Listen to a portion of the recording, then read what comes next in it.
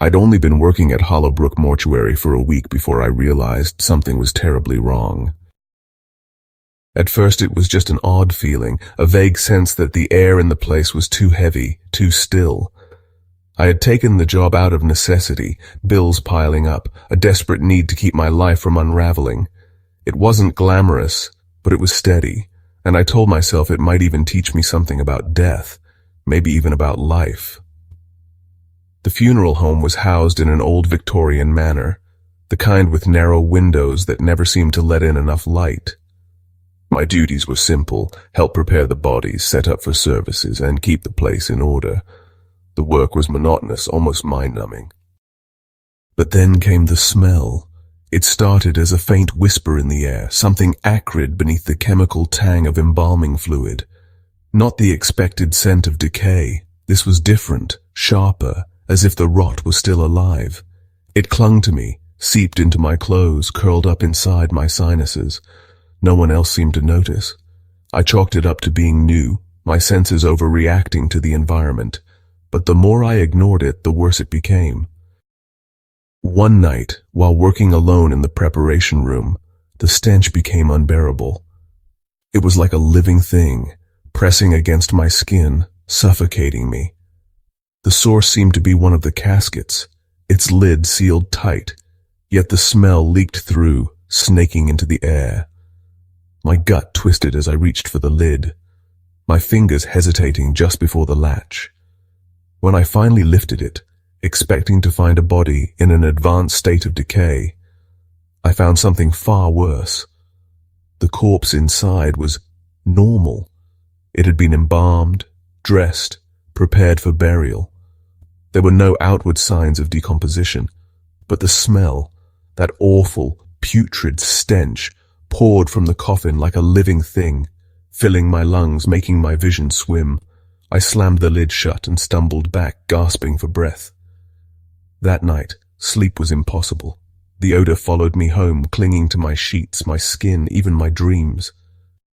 By the next day, my curiosity had turned to obsession. I combed through the mortuary's records, looking for patterns.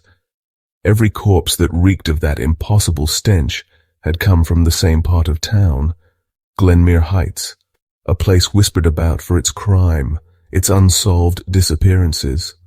My research led me to something even more disturbing, a series of brutal murders that had stopped only months before. The victims had been mutilated, their bodies dumped in alleyways or abandoned buildings. The press had called the killer the Hollow Man, and now the bodies of his victims were ending up here. The more I learned, the more the smell seemed to change. It wasn't just an odor anymore. It felt sentient, like a voice screaming in a language I couldn't understand.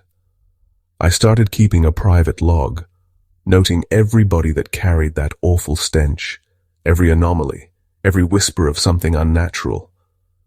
I told no one. I didn't want to be laughed at, or worse, fired. But I had to know the truth. One evening, while going through the mortuary's files, I found something wedged in the corner of a casket. Something small, barely noticeable. A strip of cloth, frayed at the edges, stained with something dark. Dried blood. I sealed it in a plastic bag and took it to someone I knew, a detective named Garrett, an old friend who owed me a favor. I didn't tell him about the smell, just said I found it in a coffin and thought it might be worth looking into. Days passed. The stench grew worse, following me everywhere, pressing against my skull like a migraine. My dreams turned violent, dark alleys, screams cut short, a shadowy figure standing over lifeless bodies. I woke each time drenched in sweat, my room thick with that horrible, rancid odor. Then came the night I knew I wasn't alone. It was past midnight and I was finishing my shift when the smell surged, thick as a wall, making me gag. My hands trembled as I grabbed a flashlight. And then, footsteps, soft, measured, coming from the hall. A scraping sound followed, like something being dragged across the floor. My breath hitched. I forced myself to move, stepping toward the noise. Rounding the corner, I saw the back door, ajar, darkness yawning beyond it. My flashlight's beam cut through the night, but nothing was there. Yet the stench hung in the air, thick and suffocating, as though something unseen was watching me from the shadows. That was the moment I called Garrett and told him everything. The smell, the bodies, my fear that the killer had left behind something more than just corpses. He was skeptical. Who wouldn't be? But something I said must have struck a nerve. Within days, forensic teams exhumed the bodies. What they found horrified even them. Beneath the embalming, beneath the careful reconstruction of the funeral home, lay evidence of torture. Bones shattered, ligaments sliced, signs of agony hidden beneath layers of preservation. The victims of the Hollow Man had not died clean deaths. They had suffered. And the smell, I was right. It was something more than rot. It was fear. It was pain. It was the essence of something unnatural clinging to flesh long after life had fled. The increased scrutiny put pressure on the killer, and soon he made a mistake. Garrett caught him days later, lurking in the shadows near Glenmere Heights.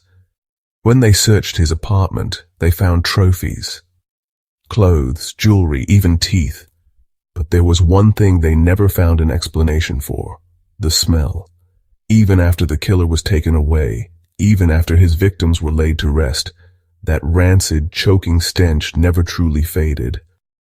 Some nights, when I'm alone, locking up the mortuary, I still catch a faint whiff of it, curling in the corners of the room, just enough to make my stomach turn.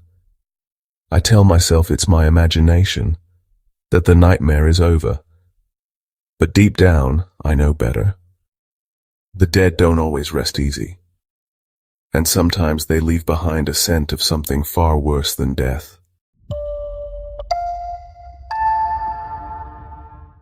From the moment I stepped foot into Holloway & Sons' funeral home, I felt it. A weight in the air, thick as dust and just as suffocating.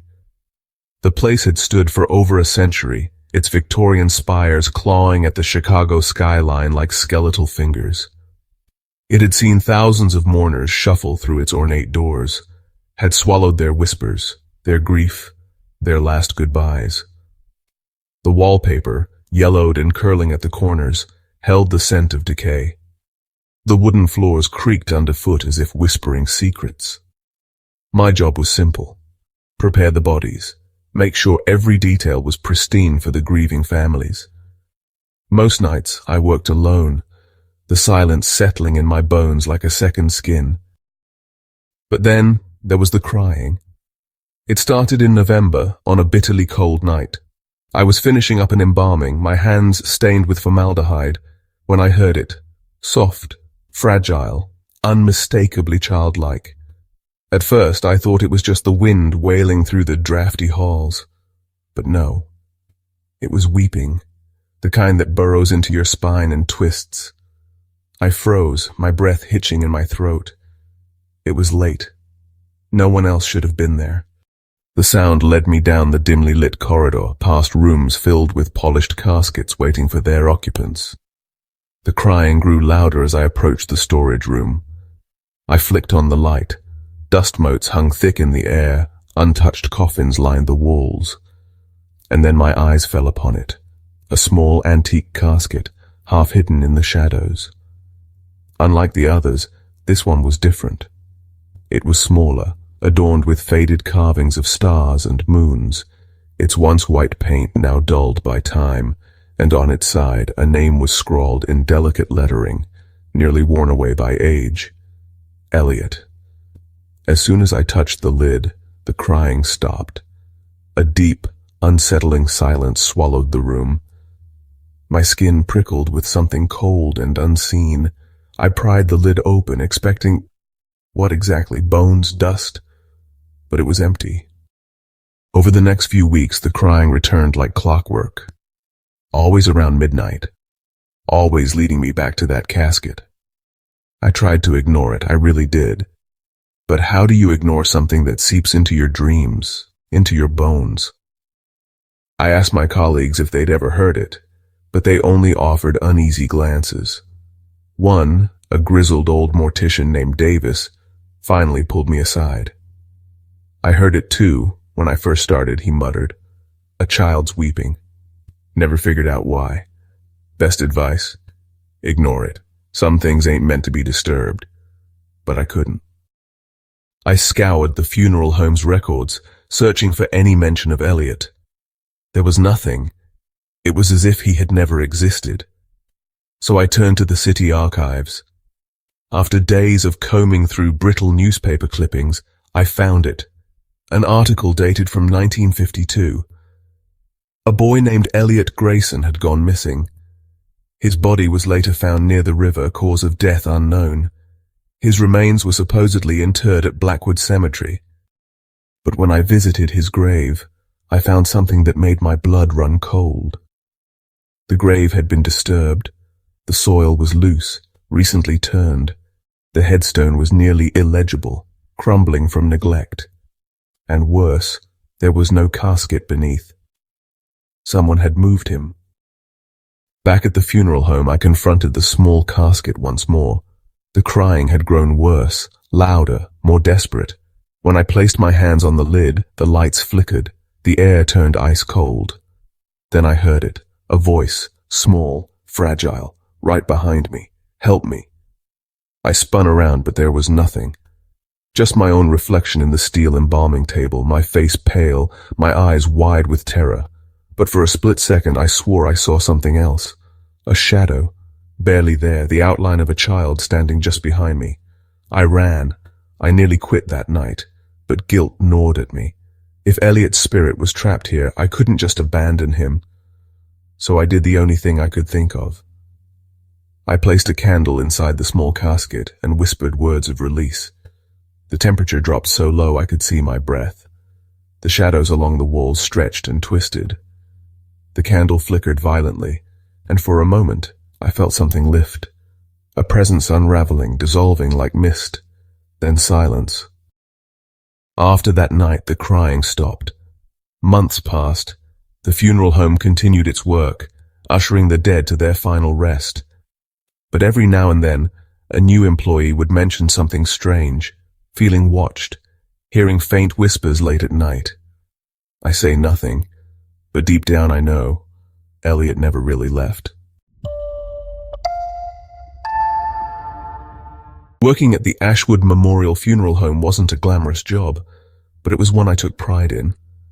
Death, after all, was inevitable, and in some strange way, providing families with a dignified farewell gave me a sense of purpose.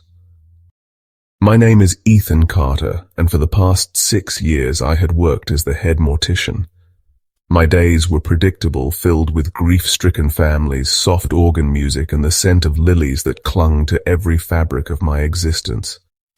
But one evening, just as the sun dipped below the horizon, something happened that shattered my sense of routine forever. A man in a charcoal gray suit stepped through our double doors.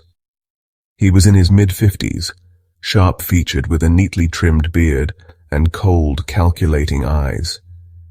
He introduced himself as Richard Langley and explained that his younger brother had recently passed in an accident. He handed over the necessary paperwork along with a body, supposedly retrieved from the city morgue. At first, nothing seemed out of the ordinary. People grieve in different ways, and Langley's somber demeanor, though distant, wasn't unusual. He made a few specific requests: an expedited embalming, a closed casket service, and no autopsy. It struck me as a little odd, but grieving families often had their reasons. I saw no cause for suspicion, at least not yet. Then my assistant, Lydia, noticed something peculiar. As she prepared the body, she hesitated, frowning at deep, jagged scars along the deceased's torso. "Ethan," she murmured, "these wounds, they aren't from an accident." I stepped closer, examining the marks under the fluorescent glow. They weren't the aftermath of a car crash. They looked deliberate, almost like torture wounds. A shiver crawled up my spine. Something wasn't right. I retrieved the paperwork Langley had provided, combing through the details with a newfound wariness. That's when the discrepancies emerged. The death certificate listed a heart attack as the cause of death, but the injuries told another story. The ID had inconsistencies, dates that didn't match, signatures that looked forged. My stomach knotted. I made a call to the city morgue, casually inquiring about the deceased. What I heard sent ice through my veins. "We have no record of that name," the attendant told me. No body under that description was ever released. A pit formed in my gut. The body in our preparation room didn't belong to Richard Langley's brother. And worse, the man who had brought him in had just handed us evidence of a crime. I dug deeper, searching for any mention of Richard Langley online. What I found made my hands shake. His name had surfaced in multiple investigations, violent crimes, missing persons cases, but never enough evidence for an arrest. The realization hit me like a sledgehammer. The man in our care wasn't Langley's sibling. He was one of his victims.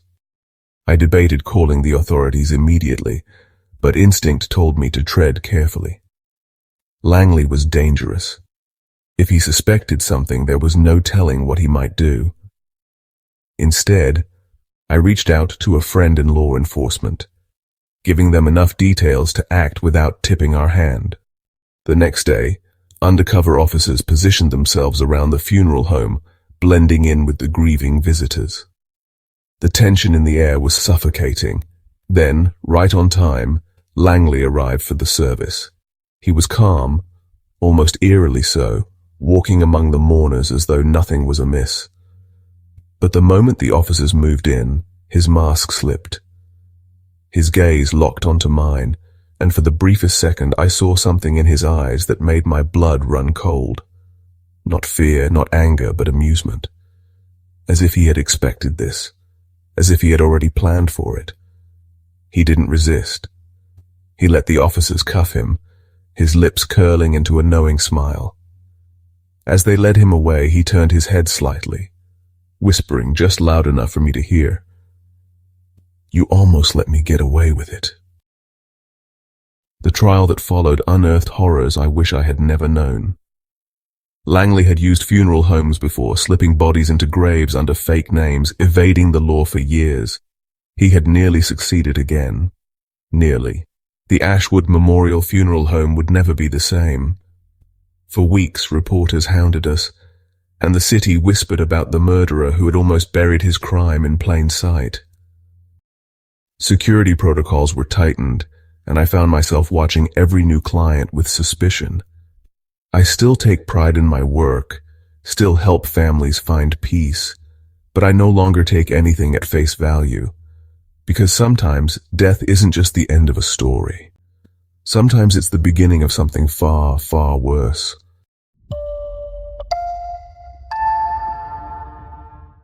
I never thought my job at the mortuary could become a waking nightmare. It had always been a place of quiet reverence, a threshold between life and whatever lay beyond. But one night I learned that the dead don't always stay silent. I'd been working at Holloway & Sons mortuary for nearly 5 years. The night shifts were long but peaceful, the silence broken only by the hum of refrigeration units and the occasional creak of old wooden beams. I had learned to appreciate the stillness. It was predictable, unlike the chaos of the living world. But that night was different. It was just past 10 p.m. when I arrived for my shift. The air outside was thick with the scent of rain, though the storm had passed hours ago. Inside, the mortuary was warm, almost too warm, despite the industrial cooling system. I had one main task for the night, preparing the viewing room for a morning service. A man in his late 60s, Victor Greaves, had been brought in earlier that afternoon. He lay in the preparation room, his face oddly peaceful in death, as if he had accepted his departure with grace. The viewing hall was dimly lit, its antique decor lending it an unsettling atmosphere. Hanging from the ceiling was an old brass bell, a relic from the 1800s when safety coffins were common, an archaic measure to prevent premature burial. Of course, this bell was purely decorative. It hadn't rung in decades. Or so I thought.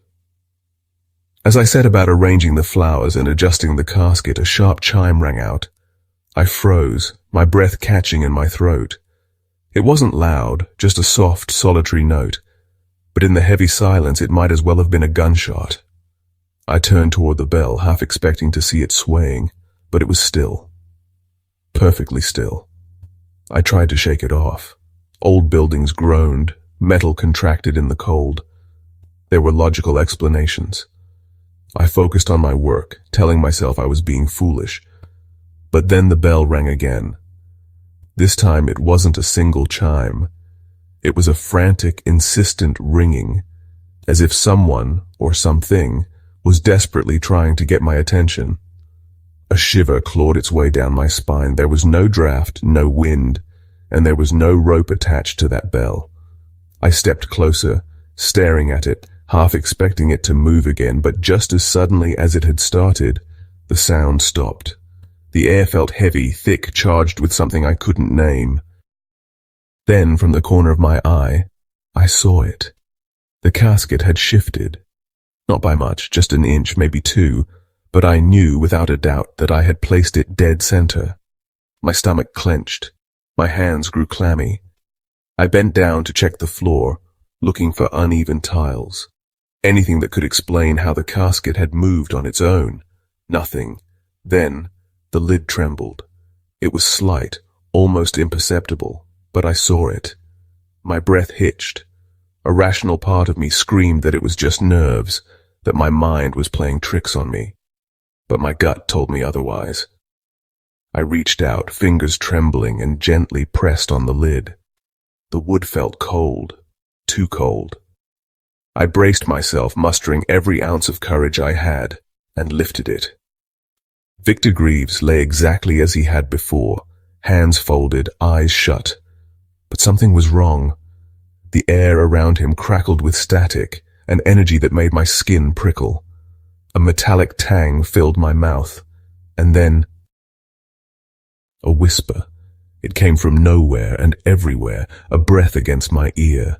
My body locked up, my heart hammering against my ribs. I spun around, scanning the room, but there was no one. Then the footsteps started, soft, deliberate, echoing from the hallway just beyond the viewing room. Slow, too slow to be a living person's gait. My mind screamed at me to run, but my legs wouldn't move.